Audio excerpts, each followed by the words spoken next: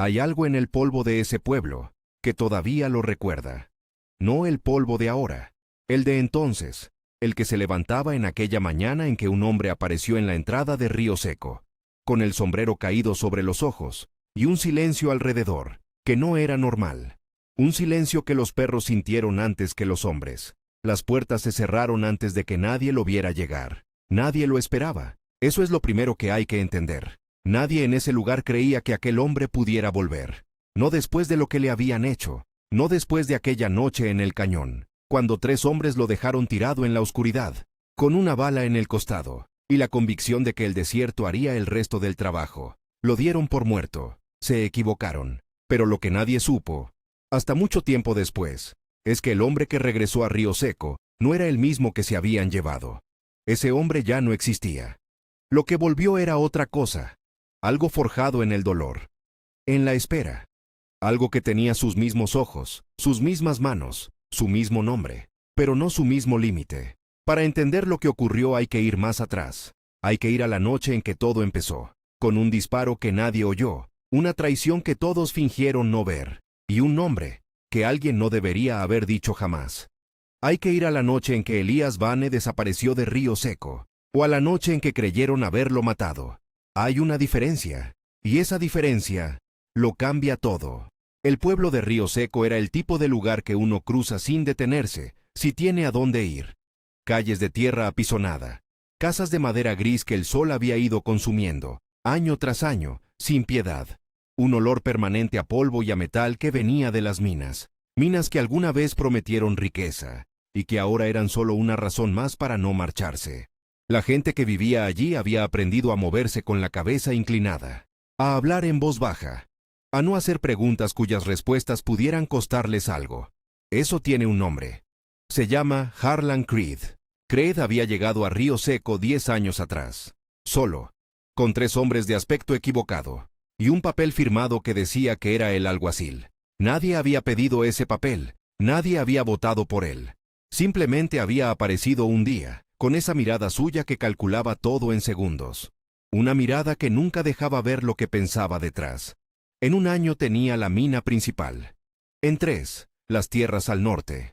En 5, el banco.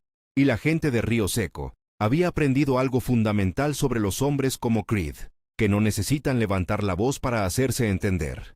Solo necesitan que tú sepas lo que son capaces de hacer. Y Elías Bane era el único en ese pueblo que parecía no haberlo aprendido. Elías no había nacido en Río Seco, pero lo había elegido. Eso importa. Hay una diferencia entre vivir en un lugar porque no tienes a dónde ir y vivir en un lugar porque lo has decidido. Elías llegó joven, con las manos limpias, con la mirada de alguien que todavía cree que el trabajo honesto construye algo real. Se casó con Clara, la hija del herrero, y empezó a levantar una vida, ladrillo a ladrillo. Con esa paciencia silenciosa que tienen los hombres que no necesitan que nadie los vea, para saber quiénes son. La gente en Río Seco lo respetaba, sin saber muy bien por qué. Tal vez porque nunca pedía favores, tal vez porque cuando ayudaba, lo hacía sin esperar nada a cambio, tal vez porque en un pueblo donde todos guardaban algo, Elías Bane parecía no tener secretos. Eso era exactamente lo que lo hacía peligroso para Creed, porque Creed quería las tierras al sur del río, y Elías era el único que tenía un título de propiedad que resistía cualquier revisión legal. Un papel firmado en regla, sin grietas, sin ambigüedades. El tipo de papel que no se puede comprar con dinero, ni silenciar con amenazas. Y Elías se negó a vender. 1 vez, 2 veces. Cada vez que Creed mandaba a alguien, Elías decía lo mismo, con esa voz tranquila suya que ponía nerviosa a la gente. Esas tierras no están en venta. No hoy, no mañana, no nunca. Sin alzar la voz, sin moverse de su sitio. Solo eso. Lo que Elías no sabía es que para los hombres como Creed, ese tipo de respuesta no es un final. Es el principio de algo diferente. El plan tardó meses en armarse, porque Creed no era impulsivo, era meticuloso. Y lo que necesitaba no era simplemente que Elías desapareciera. Necesitaba algo más difícil de construir, que nadie lo buscara, que la historia que quedara fuera la suya, la que él había escrito. Fue el sheriff Webb quien fue a buscar a Elías esa tarde. Webb. Hay que hablar de Webb un momento, porque Webb es parte de esta historia de una manera que la mayoría no entiende al principio. Webb había sido un hombre decente alguna vez, o eso decían los que lo conocían de antes. Pero Creed lo había ido comprando poco a poco, no con dinero, sino con algo más efectivo, con miedo, con la sombra permanente sobre su hijo, que trabajaba en la mina, con esa mirada fría que Creed le sostenía cada vez que se cruzaban. La mirada de alguien que ya sabe lo que puede hacer, si lo necesita. Webb sabía lo que era, y se odiaba por eso, pero no tenía fuerzas para hacer otra cosa. Elías, dijo esa tarde, sin mirarlo a los ojos, apretando el sombrero entre los dedos como si quisiera rompérselo. Creed quiere hablar contigo. Dice que tiene una propuesta nueva. Elías lo estudió en silencio. Vio el sombrero. Vio los ojos que evitaban los suyos. Vio las manos que no podían quedarse quietas. Elías Bean era inteligente. En ese momento, lo supo todo. Y fue de todas formas. Tal vez pensó que podía manejarlo. Tal vez creyó que había reglas que incluso un hombre como Creed respetaría, en terreno visible, frente al pueblo. O tal vez, en lo más hondo de sí mismo. Elías sabía que ese momento era inevitable desde hacía tiempo, y prefería enfrentarlo de pie, que esperarlo de rodillas. La reunión duró menos de 20 minutos. Nadie supo qué ocurrió dentro. Lo que sí vio la gente de Río Seco fue a 3 hombres arrastrando a Elías Bane por la calle principal en plena noche, las manos atadas a la espalda, la boca ensangrentada. Lo oyeron gritar el nombre de Clara, antes de que le taparan la cara con una bolsa oscura. Y después, solo quedó el polvo que levantaban las botas. Y el silencio. El tipo de silencio que la gente aprende a no interrumpir. Al día siguiente, Creed convocó al pueblo en la plaza. Habló con calma, con esa voz que nunca subía de tono porque no necesitaba. Dijo que Elías Bane había atacado a uno de sus hombres, que había intentado robar documentos, que era un hombre peligroso, y que lo habían llevado al fuerte del condado para ser juzgado. Webb asintió a todo desde atrás, sin levantar la vista. La gente bajó la mirada. Clara estaba en el borde de la multitud con su hijo pequeño de la mano, y los ojos secos, de tanto llorar. Nadie dijo nada. Nadie excepto un muchacho de 16 años llamado Thomas, el sobrino de Elías. Thomas gritó que era mentira, que lo había visto todo, que Creed era un asesino. Un hombre de Creed lo sacó de la plaza de un golpe que lo tiró al suelo, frente a todos. Nadie se movió. Esa noche, Thomas desapareció de Río Seco, y Creed dio por cerrado el asunto. Lo que ocurrió con Elías en esas horas es la parte que la gente de Río Seco prefiere no imaginar. La verdad es que Creed nunca lo mandó al fuerte. Eso era la versión pública, el cuento para los que necesitaban creer que existía algún tipo de justicia en ese lugar. Lo que hicieron de verdad fue llevarlo al Cañón de las Ánimas, a 3 horas al norte, donde las paredes de roca roja se cierran sobre el cielo, hasta que el cielo casi desaparece, y el viento suena como algo que lleva años queriendo decir algo, y no puede. 3 hombres, un solo disparo, y después, silencio. Dieron por hecho que el desierto haría el resto, que los buitres acabarían lo que ellos habían empezado, que en una semana no quedaría nada que encontrar. Volvieron a Río Seco con las manos vacías y las conciencias ya selladas, porque ese es el tipo de cosa que uno aprende a no pensar, si quiere seguir funcionando. Cometieron un solo error. No se quedaron a verificar que Elías estaba muerto. La bala había entrado por el costado derecho, alta, por encima de la cadera. Grave, dolorosa de una manera que apaga la mente, pero no mortal. No si alguien tenía la voluntad suficiente para negarse. Y Elías Bane, tendido en esa oscuridad absoluta, con la sangre caliente empapando la tierra seca bajo su cuerpo, tenía exactamente eso. Volteó. Se arrastró, centímetro a centímetro, con una mano apretada contra la herida, y la otra buscando cualquier grieta en la roca, cualquier apoyo, cualquier razón para seguir. No sabía hacia dónde iba, solo sabía que mientras se moviera, estaba vivo. Y mientras estuviera vivo, había algo por lo que valía la pena moverse. Pensó en Clara, y siguió arrastrándose. Lo encontró Senda al amanecer. Senda era una mujer de los Halcón Gris, un grupo pequeño de la nación Apache que vivía en las colinas del norte, lejos de los pueblos, lejos de los conflictos que los hombres del oeste sembraban en cada rincón de esa tierra que habían reclamado como suya. Senda estaba recogiendo plantas medicinales en las primeras horas de luz cuando oyó algo. No era el viento, no era un animal, era un hombre jadeando, con el ritmo desesperado de alguien que lleva horas moviéndose, solo para no detenerse. Lo llevaron al campamento. El anciano que dirigía a los halcón gris, al que todos llamaban el viejo cuero, no era hombre de reacciones visibles. Miró la herida, miró los ojos de Elías, y dijo una sola cosa: despacio. Este no quiere morir. Era la observación más exacta que alguien había hecho sobre Elías Vane en toda su vida. Lo que siguió fueron semanas que Elías no recordaría con claridad. Nunca. La fiebre se lo llevaba a otros lugares. Lo metía en conversaciones que no eran reales. Lo ponía frente a personas que no estaban ahí. Veía a Clara con una nitidez que dolía más que la herida. Veía a su hijo. Y en los momentos breves en que la fiebre se abría como una ventana y dejaba entrar la realidad, Elías pensaba en una sola cosa: no en el dolor, no en el miedo, en Creed. Senda lo cuidó con una paciencia que no era compasión, sino algo más antiguo.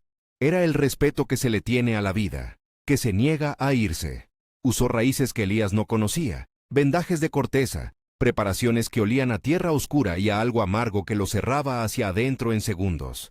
Y el cuerpo de Elías, despacio, con la terquedad de algo que ha decidido que todavía no es el momento, empezó a responder.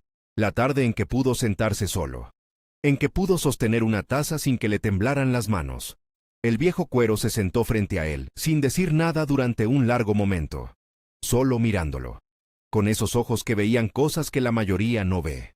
Finalmente preguntó: ¿qué vas a hacer? Elías lo miró, y el anciano vio algo en esos ojos que no había estado ahí cuando Senda lo trajo, algo que el dolor y las semanas de fiebre habían ido destilando, hasta dejarlo en su forma más pura. No era rabia. La rabia es caliente, es ciega, te hace cometer errores que no puedes deshacer. Esto era diferente, era frío, era claro, era una decisión tan completa, que ya no tenía grietas por donde entrara la duda. Volver, dijo Elías. El viejo cuero asintió muy despacio, luego dijo algo que Elías no olvidaría jamás. Entonces el hombre que eras ya no sirve, ese hombre es el que mataron. Lo que vuelva, tiene que ser distinto. Y así empezó la segunda vida de Elías Vane. 4 meses en las colinas. 4 meses que para Elías no eran tiempo de recuperación, sino de construcción. El viejo cuero le enseñó cosas que nunca había necesitado saber. A moverse en la oscuridad sin hacer sonido. A leer el terreno como si fuera un texto. A saber desde lejos cuántos hombres había en un lugar, y dónde estaban parados, antes de asomarse siquiera. Le enseñó la diferencia entre el hombre que actúa desde el miedo y el hombre que actúa desde una calma que no tiene fondo. Senda le enseñó lo más difícil, le enseñó a esperar. La prisa, decía, mientras lo observaba entrenar en el amanecer frío, es la trampa que les tienden los impacientes a sí mismos. Una pausa, y los impacientes mueren. Elías aprendía con una concentración que no había tenido antes, porque antes el mundo era un lugar predecible, un lugar en el que las cosas podían salir bien si uno trabajaba duro y se portaba bien. Ahora sabía que no era así, y esa claridad, aunque costara lo que había costado llegar a ella, tenía su propio tipo de valor. Pensaba en Clara. ¿Seguía en Río Seco? ¿Creed la había dejado en paz? La incertidumbre era una herida que cicatrizaba más despacio que la del costado. Pero el viejo cuero tenía razón. Volver antes de tiempo era morir de nuevo. Y esta vez, no habría ningún amanecer, ni ninguna senda. Hacia el final del 4.º mes, alguien apareció en el campamento. Elías lo vio llegar desde lejos y tardó un momento en reconocerlo. Era Thomas, pero no el Thomas que recordaba. Ese muchacho de 16 años, al que hacía apenas unos meses todavía le quedaban gestos de niño, había sido reemplazado por alguien más duro, más callado, con los ojos de quien ha visto cosas que no se pueden desver. Se miraron en silencio durante un momento que duró demasiado. «Pensé que estabas muerto», dijo Thomas finalmente. «Eso querían». Thomas soltó el aire despacio. Y luego habló. Habló durante más de 1 hora, y cada cosa que decía era peor que la anterior. Creed había tomado las tierras con un documento firmado por Webb, un papel que decía que Elías había cedido la propiedad voluntariamente, antes de su supuesta huida. Clara vivía ahora en casa de su padre, el herrero, sin nada. Al hijo de Elías lo habían apartado de la escuela con alguna excusa que nadie se había molestado en hacer convincente. Y Río Seco en sí mismo había cambiado. No en cosas visibles, sino en algo más profundo, más difícil de nombrar. La gente había dejado de mirarse a los ojos. Las conversaciones se habían vuelto cortas, cautelosas. Era un pueblo que había aprendido a vivir con la cabeza agachada, de una manera que ya no era miedo, era costumbre. ¿Hay alguien que todavía no se haya rendido?, preguntó Elías. Thomas pensó. El viejo Morgan, el médico, y la familia Reyes en la granja del este. Pero tienen miedo, tío, un miedo que ya les llegó a los huesos. Elías asintió lentamente. Suficiente. Era suficiente con eso, porque lo que tenía en mente no necesitaba un ejército. Lo que tenía en mente era otra cosa.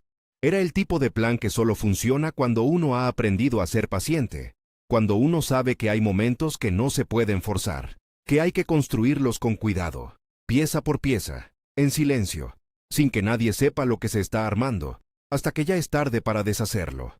La primera noche que Elías pasó en territorio de Río Seco, no entró al pueblo, se quedó afuera, en las sombras de los árboles viejos al borde del camino norte, y observó durante horas los movimientos de los hombres de Creed, sus patrones, sus rutinas, los momentos en que la atención se relajaba, los puntos ciegos de la vigilancia, las horas en que el cansancio empezaba a ganarle a la disciplina. Lo memorizó todo, sin prisa, sin que nadie lo viera. La segunda noche fue a buscar a Morgan. El médico casi se cae cuando abrió la puerta y lo vio. Elías tuvo que sujetarlo del brazo. «Dios mío», susurró Morgan. Luego otra vez, más bajito. «Dios mío, soy yo, y necesito que me cuentes todo». Lo que Morgan sabía valía más que cualquier pistola. Como médico, veía cosas que los demás no veían. Conocía las grietas que se habían ido abriendo entre los hombres de Creed, las tensiones que los meses habían acumulado en silencio. Sabía que dos de los pistoleros más leales habían empezado a beber de más. Sabía que Webb llevaba semanas sin dormir bien, que se despertaba con pesadillas que lo dejaban sentado en la oscuridad hasta el amanecer. Sabía que el propio Creed había pasado casi una semana enfermo el mes anterior, encerrado en su habitación, y que eso había generado rumores que todavía flotaban en el aire del pueblo, como humo que no termina de disiparse. ¿El documento?, preguntó Elías. «El que usó para quedarse con mis tierras». Morgan vaciló un segundo. «En la caja fuerte de la oficina del alguacil. Webb tiene la combinación». Silencio. «¿Webb tiene familia en el pueblo todavía?» «Su hijo en la mina, su mujer en la casa junto a la iglesia». Otro silencio, más largo. «Elías». La voz de Morgan era cuidadosa, como la de alguien que no está seguro de querer la respuesta a lo que va a preguntar. «¿Qué estás planeando exactamente?» Elías lo miró, y Morgan vio eso en sus ojos, ese algo que no tenía nombre, ese algo que hacía que fuera mejor no saberlo todo de antemano. Así que Elías simplemente dijo: «Descansa. Cuando llegue el momento, voy a necesitar que estés despierto». Lo que Elías puso en marcha durante los días siguientes no tenía el aspecto de una venganza, tenía el aspecto de nada. Eso era lo más peligroso. Primero llegó a los jefes del condado un mensaje anónimo, sobre irregularidades en el título de propiedad que Creed había presentado, escrito a mano, sin firma, pero con detalles tan específicos, tan verificables, que no podía ignorarse. Después, Thomas buscó a un pistolero joven de Creed, un muchacho de Kansas llamado Reeve, que había llegado al oeste buscando algo, y había encontrado algo completamente diferente. Thomas no le dijo nada comprometedor, solo le hizo preguntas, las preguntas correctas. El tipo que planta una semilla de duda en terreno que ya estaba preparado para recibirla. Y después llegó la noche en que Elías se coló en la herrería, no para robar, para dejar algo, un sobre cerrado, que sabía que uno de los hombres de Creed encontraría antes del amanecer. Dentro había dos cosas: un dibujo del cañón de las ánimas, con el punto exacto marcado, y una carta, de 4 palabras. «Hay un testigo vivo». Eso era todo. Pero para Creed, esas 4 palabras eran suficientes para que todo cambiara. Elías lo observó desde lejos durante los días siguientes, con una atención casi clínica. Las reuniones urgentes en la oficina, los hombres que entraban y salían con expresiones que no podían controlar. El aumento de patrullas en los caminos al norte. Creed estaba nervioso.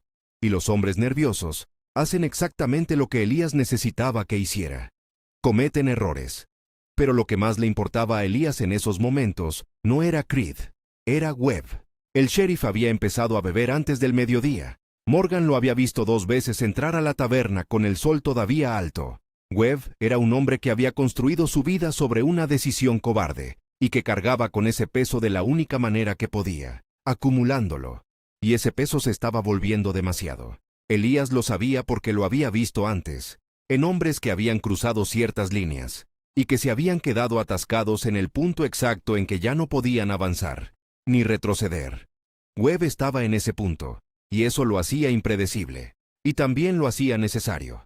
La noche que Elías fue a buscarlo fue la noche en que más cerca estuvo de que todo se derrumbara.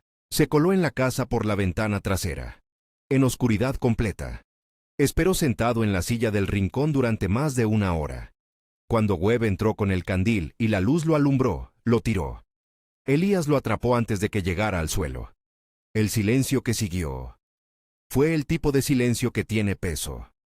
Webb lo miró, como mira a alguien que lleva mucho tiempo esperando algo sin saber exactamente qué, y de repente lo tiene enfrente. «Pensé que estabas muerto», dijo. Su voz era la de alguien que ya ha recibido demasiadas condenas, y que simplemente está esperando la siguiente. «Lo sé, eso querías». Webb no lo negó. Se dejó caer en el borde de la cama, con el aspecto de alguien que ya no puede sostener el peso de seguir de pie. Elías lo estudió en la penumbra, con esa mirada fría y precisa que no era crueldad, sino algo más parecido a una evaluación médica. «Tienes 2 caminos», dijo Elías, «y solo uno termina de una manera con la que puedas vivir. Creed me va a matar si hablo. Si no hablas, te garantizo que pasarás el resto de tu vida sabiendo que pudiste hacer lo correcto y elegiste no hacerlo». Una pausa. «Y ese es el peor tipo de muerte que existe, Webb. La que no termina nunca». El silencio se extendió entre ellos, como agua que llena un espacio de espacio. «Mi hijo», dijo Webb finalmente. Solo esas 2 palabras, pero en ellas estaba todo lo que no podía decir de otra manera. «Tu hijo va a estar bien, te lo juro». La pausa que siguió fue larga, tan larga que Elías empezó a calcular alternativas. Pero entonces Webb se levantó. Fue al cajón de la mesita. Sacó un papel doblado y se lo entregó sin decir nada, sin mirarlo. Era la combinación de la caja fuerte. Lo que ocurrió en la semana siguiente fue como ver el proceso que precede a la caída de algo mal construido. Silencioso. Inevitable. Pieza por pieza. Thomas entró a la caja fuerte de noche y sacó el documento. Elías lo envió al juzgado del condado con Morgan como mensajero, acompañado de la declaración firmada por Webb y una carta con todos los detalles de la noche del cañón. Reeve habló con otros 2 hombres de Creed que llevaban tiempo cargando dudas que no habían encontrado la manera de decir en voz alta.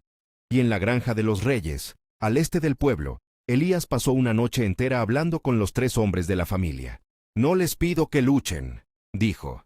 «Les pido que estén listos para decir la verdad cuando alguien se los pida oficialmente. Eso es todo».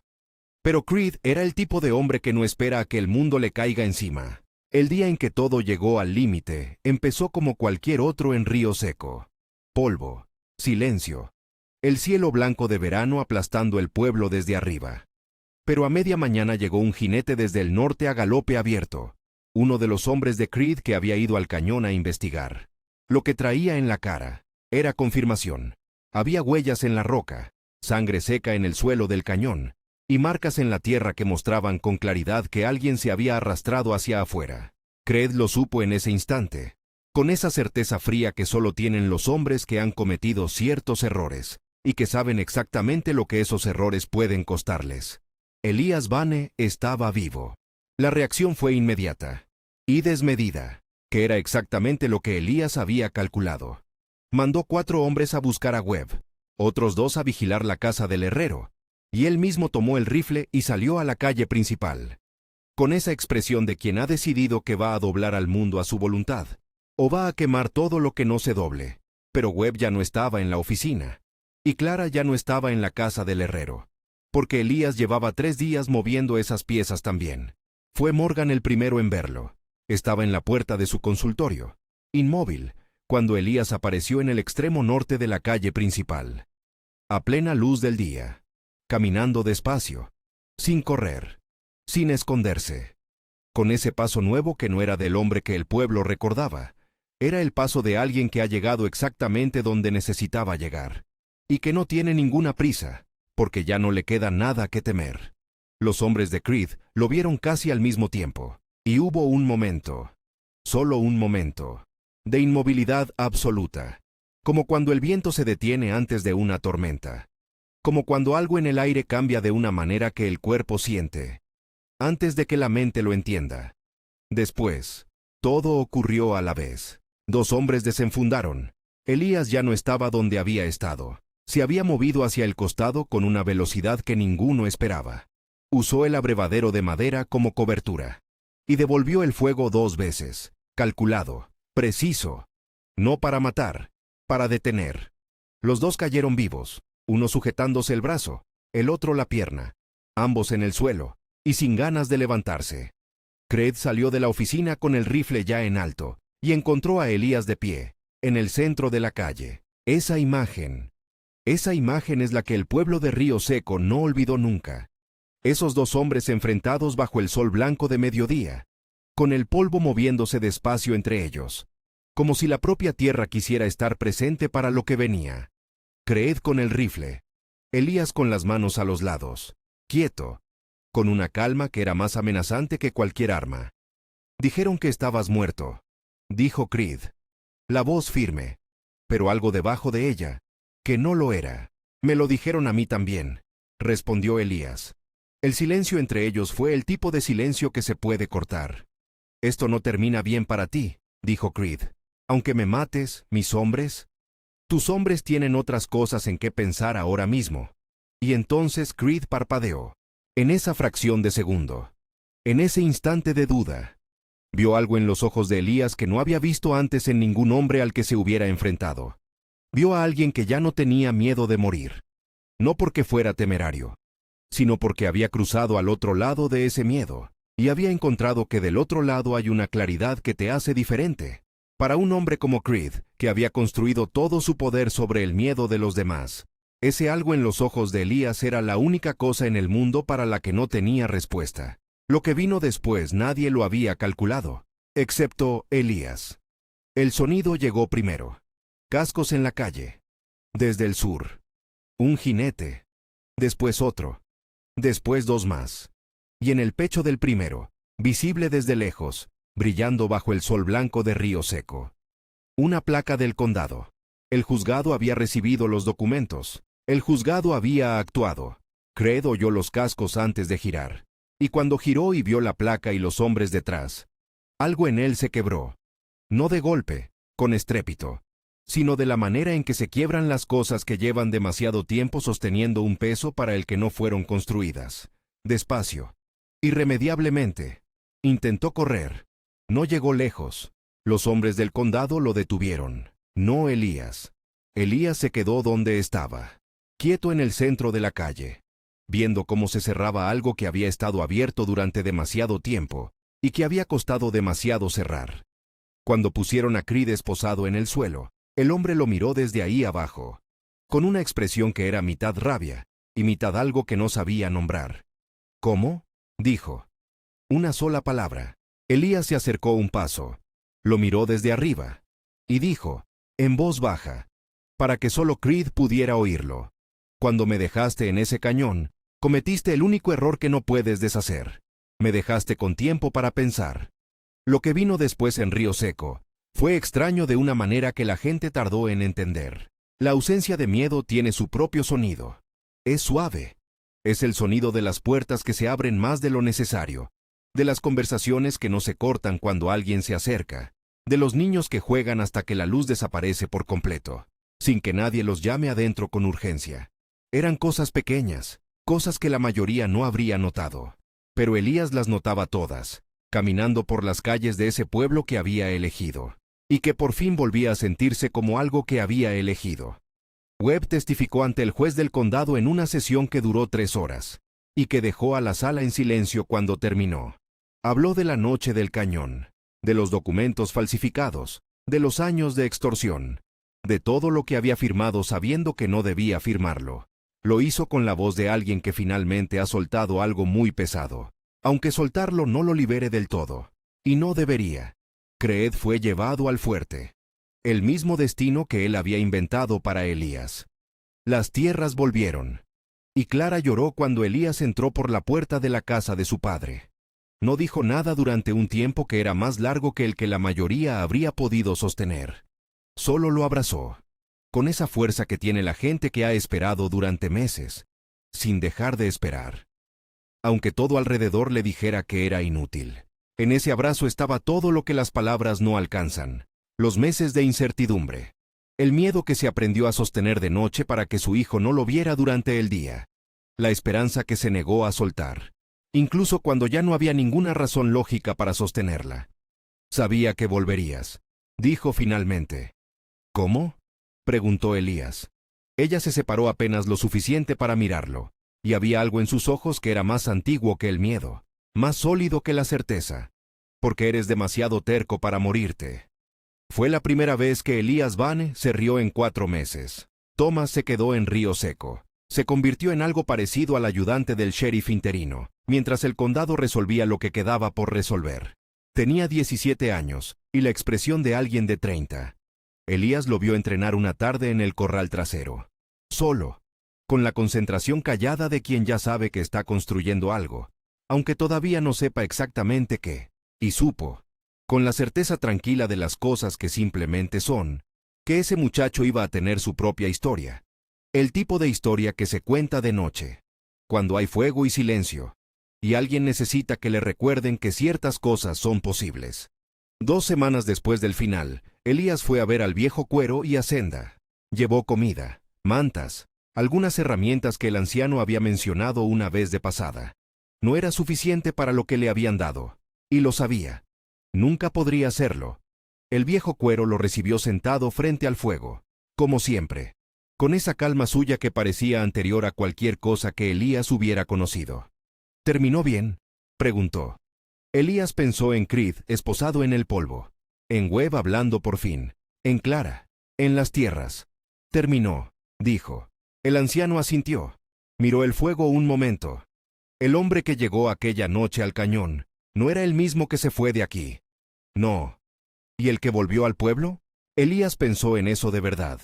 Pensó en Clara y en su hijo, en Webb, que dormiría mejor ahora, aunque siempre cargaría con lo que había hecho. En Thomas construyendo algo que todavía no tenía nombre. En ese paso nuevo que había desarrollado sin darse cuenta. Ese paso que ya no tenía prisa, porque ya no le quedaba miedo que lo empujara. Tampoco es el mismo, admitió. El viejo Cuero lo miró con esos ojos que veían demasiado. Y dijo, despacio, como si lo estuviera dejando caer en el aire para que Elías lo agarrara cuando estuviera listo. Eso es lo que hace el cañón, lo que no mata, forja. Elías volvió a Río Seco esa tarde mientras el sol caía sobre las colinas del oeste, y pintaba todo de ese rojo oscuro que en otro tiempo le había parecido el color de algo amenazante. Ahora era simplemente el color de ese lugar, su lugar. Hay noches en Río Seco, dicen los que vivieron esos tiempos y los que escucharon a los que los vivieron, en que el polvo de la calle principal guarda algo, no un fantasma, algo más difícil de nombrar. Un peso que dejaron los hechos que ocurrieron ahí, y que el tiempo no del todo disuelve. Y cuando el viento baja del norte donde está el cañón de las ánimas, los perros levantan la cabeza y miran hacia allá, con esa atención que los animales tienen para las cosas que los hombres ya no saben escuchar. Elías Vane vivió muchos años más en Río Seco. Vivió lo suficiente para ver crecer a su hijo en una persona que no tenía miedo de mirar a la gente a los ojos, para ver a Thomas convertirse en lo que siempre iba a ser, para ver el pueblo cambiar en formas que a veces eran lentas y a veces eran sorprendentes, y que en cualquier caso eran suyas, del pueblo, no de un solo hombre que se hubiera decidido a ser dueño de algo que no le pertenecía. Y vivió lo suficiente para que su historia se convirtiera en el tipo de historia que se cuenta cuando hay fuego, cuando la noche se cierra y alguien necesita que le recuerden que hay cosas que resisten, que un hombre puede caer hasta el fondo y decidir, en la oscuridad completa, con una bala en el costado y sin saber hacia dónde va, que todavía no es el momento, que la paciencia puede más que la fuerza, que hay una diferencia enorme entre el hombre que entra a una habitación empujado por la rabia y el hombre que entra habiendo esperado el momento exacto, sin que nadie lo supiera. En el oeste había muchos tipos de hombres, los que usaban el miedo como herramienta, y los que se dejaban consumir por él. Y después estaban los otros, los más raros, los que encontraban algo en la oscuridad más profunda que no era rendición, sino exactamente lo contrario. Elías Bane era uno de esos. El oeste estaba lleno de hombres como Harlan Creed, pero también, si uno sabe dónde mirar, estaba lleno de hombres como Elías. El cañón de las ánimas sigue ahí. Las paredes de roca roja que se cierran sobre el cielo, hasta que el cielo casi desaparece. El viento que suena como algo que lleva años queriendo decir algo, y no puede terminar de decirlo. Si alguien recorre ese camino de tierra que serpentea entre las colinas secas. Si llega hasta el fondo, donde la luz entra oblicua y el silencio tiene un peso diferente al de cualquier otro silencio. Puede ver en la roca unas marcas, pequeñas, difíciles de notar si no sabes lo que son, pero si sabes, si conoces la historia, entonces las ves con claridad. Son las marcas de alguien que se negó a quedarse donde lo dejaron. Y en el oeste, esa decisión lo era todo, porque hay más cañones como ese, más hombres como Creed que se creen dueños de lo que no les pertenece. Y de vez en cuando, en algún rincón de esas tierras sin fin, alguien cae al fondo, y en lugar de rendirse, empieza a arrastrarse hacia la luz. Hay muchas historias así, guardadas en el polvo, escritas en la roca, susurradas por el viento del norte. A quien tenga la paciencia de quedarse quieto y escuchar. Esta era solo una de ellas.